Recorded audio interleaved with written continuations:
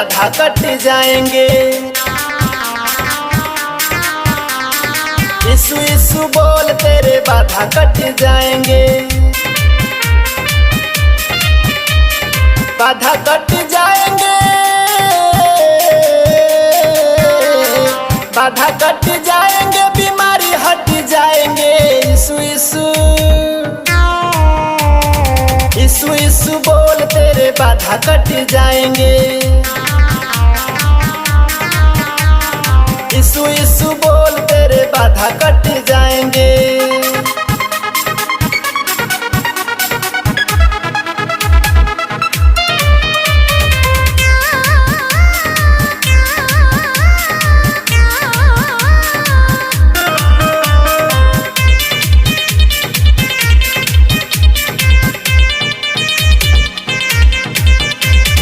क्या कहता है मेरा मेरा, कुछ नहीं बंदे जग में तेरा।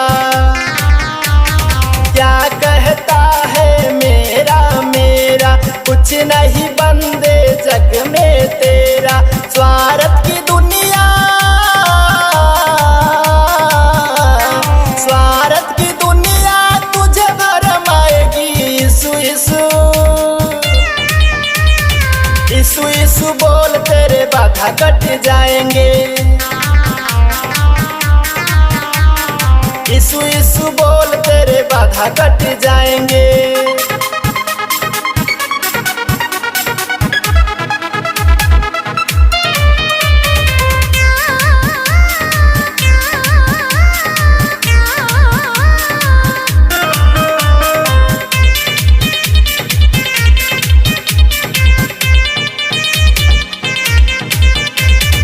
देख लगन प्रभु यीशु से लागे, रो रो कर अपनी दुखड़ा सुना दे।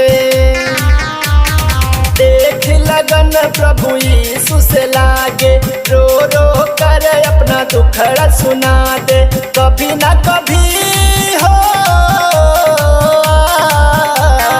कभी ना कभी तो याद तेरी आएगी। यीशु यीशु यीशु यीशु बोल तेरे बाधा कट जाएंगे। बाधा कट